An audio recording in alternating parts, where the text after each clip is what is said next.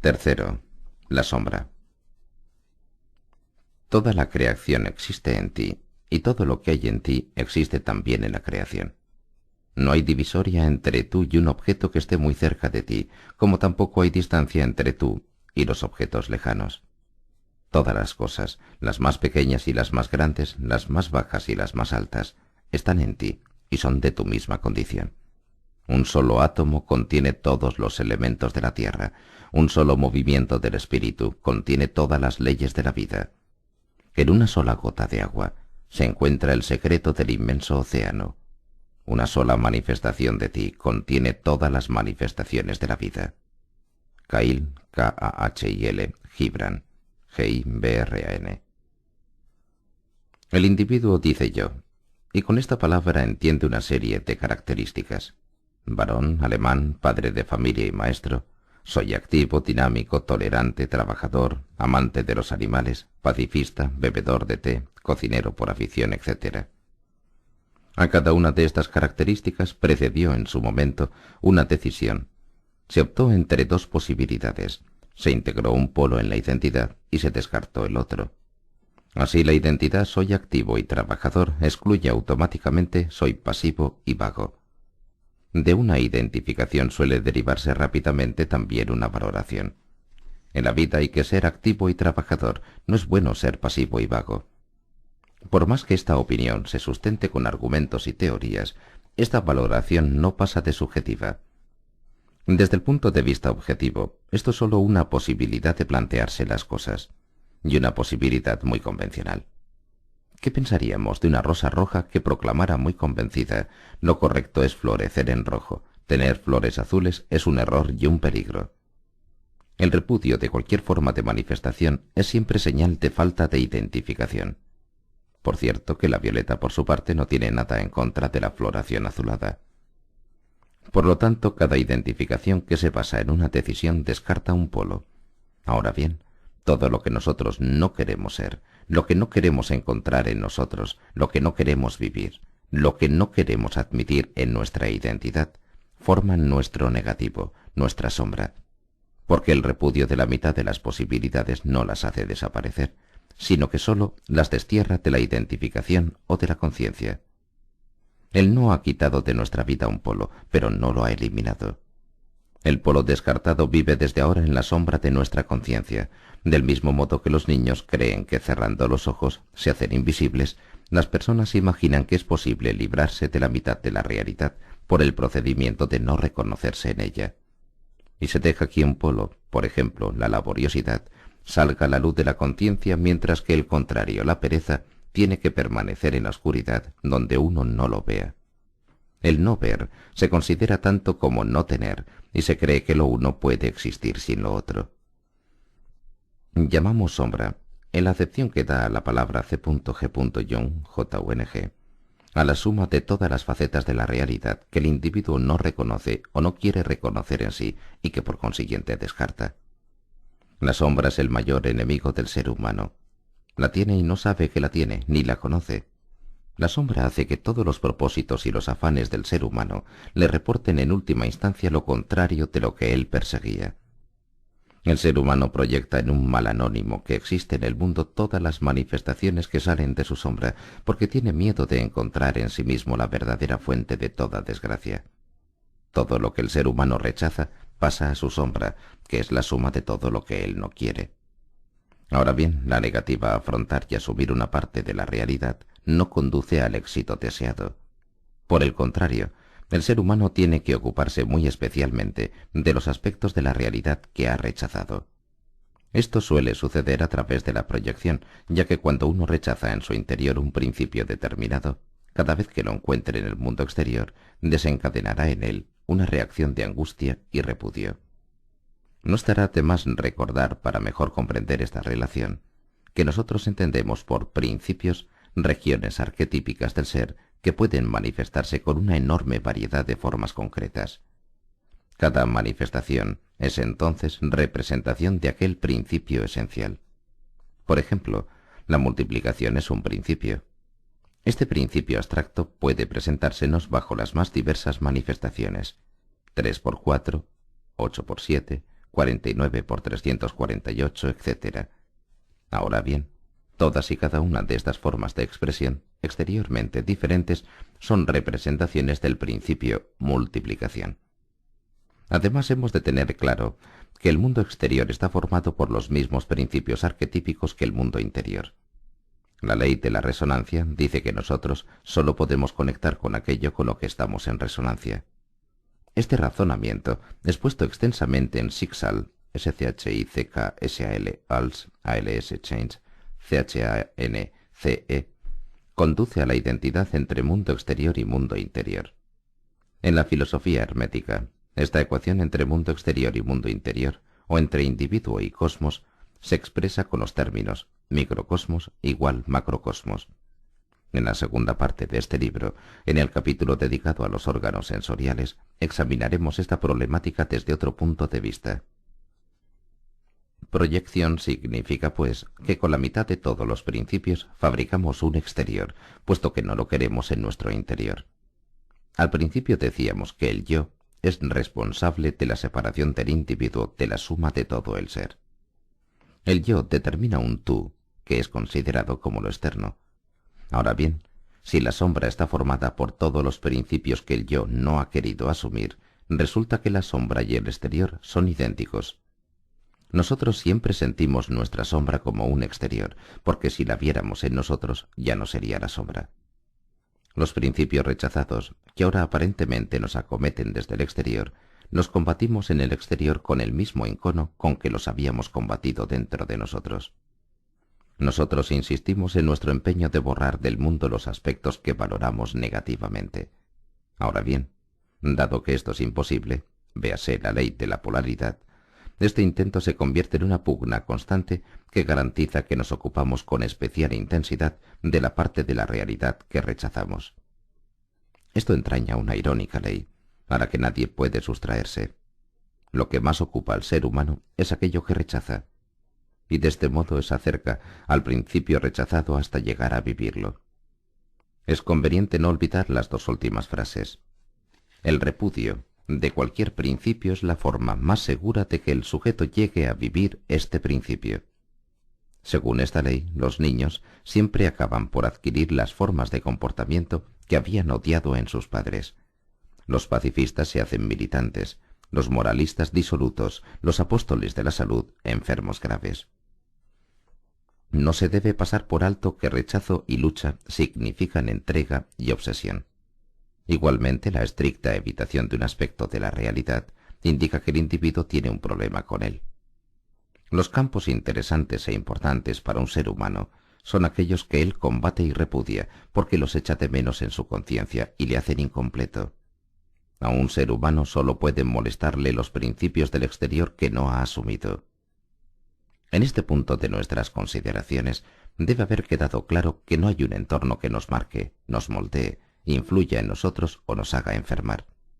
El entorno hace las veces de espejo, en el que solo nos vemos a nosotros mismos, y también, desde luego, y muy especialmente, a nuestra sombra a la que no podemos ver en nosotros. Del mismo modo que de nuestro propio cuerpo no podemos ver más que una parte, pues hay zonas que no podemos ver, los ojos, la cara, la espalda, etc. Y para contemplarlas necesitamos del reflejo de un espejo.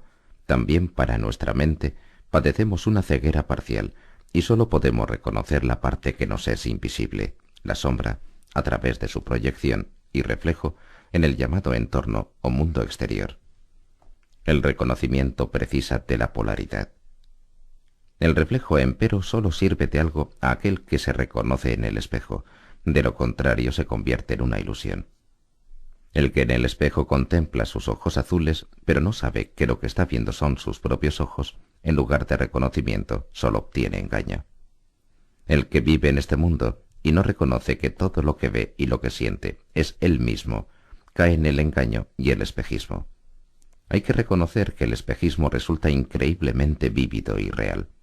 Muchos dicen incluso demostrable, pero no hay que olvidar esto. También el sueño nos parece auténtico y real mientras dura.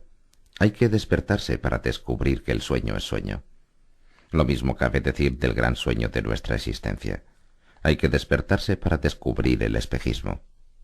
Nuestra sombra nos angustia, no es de extrañar, por cuanto que está formada exclusivamente por aquellos componentes de la realidad que nosotros hemos repudiado, los que menos queremos asumir. La sombra es la suma de todo lo que estamos firmemente convencidos que tendría que desterrarse del mundo para que éste fuera santo y bueno. Pero lo que ocurre es todo lo contrario. La sombra contiene todo aquello que falta en el mundo, en nuestro mundo, para que sea santo y bueno. La sombra nos hace enfermar, es decir, nos hace incompletos. Para estar completos nos falta todo lo que hay en ella. La narración del Grial trata precisamente de este problema. El rey Anfortas está enfermo, herido por la danza del mago Klingor, o en otras versiones por un enemigo pagano, o incluso por un enemigo invisible. Todas estas figuras son símbolos inequívocos de la sombra de Anfortas, su adversario invisible para él. Su sombra le ha herido, y él no puede sanar por sus propios medios, no puede recobrar la salud, porque no se atreve a preguntar la verdadera causa de su herida. Esta pregunta es necesaria, pero preguntar esto sería preguntar por la naturaleza del mal. Y puesto que él es incapaz de plantearse este conflicto, su herida no puede cicatrizar. Él espera a un Salvador que tenga el valor de formular la pregunta redentora.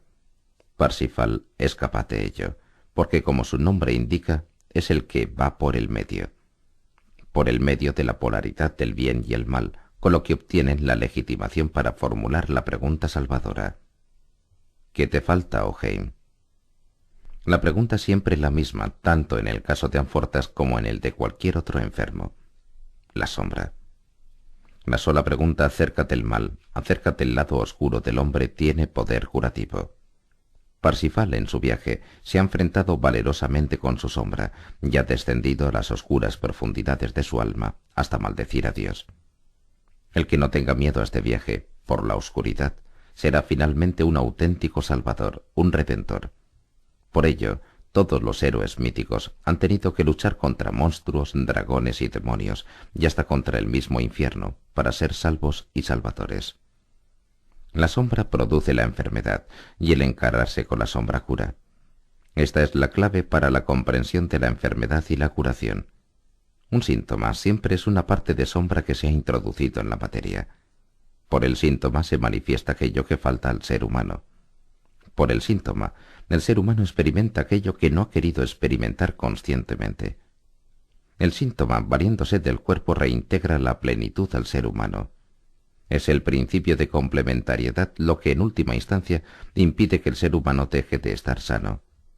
Si una persona se niega a asumir conscientemente un principio, este principio se introduce en el cuerpo y se manifiesta en forma de síntoma.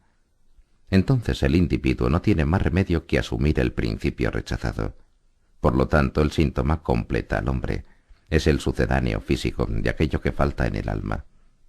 En realidad, el síntoma indica lo que le falta al paciente, porque el síntoma es en sí el principio ausente que se hace material y visible en el cuerpo. No es de extrañar que nos gusten tan poco nuestros síntomas, ya que nos obligan a asumir aquellos principios que nosotros repudiamos. Y entonces proseguimos nuestra lucha contra los síntomas, sin aprovechar la oportunidad que se nos brinda de utilizarlos para completarnos. Precisamente en el síntoma podemos aprender a reconocernos. Podemos ver esas partes de nuestra alma que nunca descubriríamos en nosotros, puesto que están en la sombra. Nuestro cuerpo es espejo de nuestra alma. Él nos muestra aquello que el alma no puede reconocer más que por su reflejo. Pero ¿de qué sirve el espejo, por bueno que sea, si nosotros no nos reconocemos en la imagen que vemos? Este libro pretende ayudar a desarrollar esa visión que necesitamos para descubrirnos a nosotros mismos en el síntoma. La sombra hace simulador al ser humano. La persona siempre cree ser sólo aquello con lo que se identifica o ser sólo tal como ella se ve.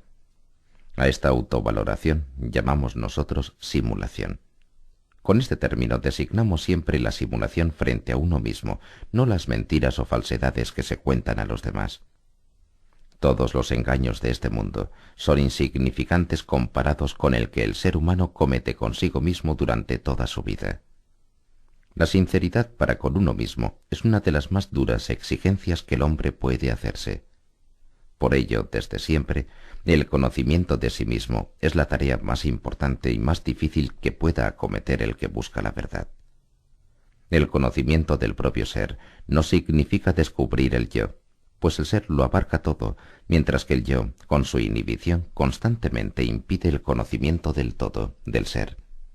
Y para el que busca la sinceridad al contemplarse a sí mismo, la enfermedad puede ser de gran ayuda, porque la enfermedad nos hace sinceros.